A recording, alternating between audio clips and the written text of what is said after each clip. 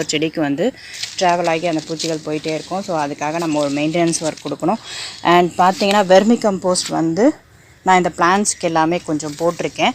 So vermi கம்போஸ்ட்னால் இந்த மாதிரி இருக்கும். இப்போ 5 kg வந்து எனக்கு வந்து ஆஃபரில் 5 kg வாங்கினா 5 kg ஃப்ரீன்னு ஆஃபரில் வாங்கினேன். ஸோ அது எனக்கு ரொம்ப யூஸ்ஃபுல்லாக இருந்தது. ஏன்னா என்னுடைய பிளான்ட்ஸ் வந்து நிறைய, ஸோ அவங்களுக்கு கொடுக்கறதுக்கு எனக்கு வந்து 5 kg பத்தாது. ஸோ மேஜராக வந்து மல்லி செடிக்கு நான் இப்போ வச்சுருக்கேன். அண்ட் வந்து செம்பருத்தி செடிக்கும் கொஞ்சம் வச்சுருக்கேன்.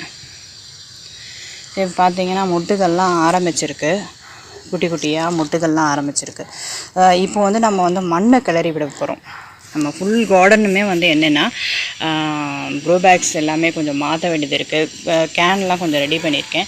ஸோ இந்த மாதிரி இந்த கோணி பையில் கொஞ்சம் வச்சுருந்தேன். அதுக்காக இதெல்லாமே நம்ம வந்து ஷிஃப்ட் பண்ண போகிறோம். ஷிஃப்ட் பண்ணும்போது ரொம்ப கேர்ஃபுல்லாக ஷிஃப்ட் பண்ணணும். இல்லைன்னா வந்து பிளான்ஸ் செத்துரும். அதனால் என்னென்னா இப்போ இந்த க்ரோ பேக்கை வந்து கிழிச்சிட்டு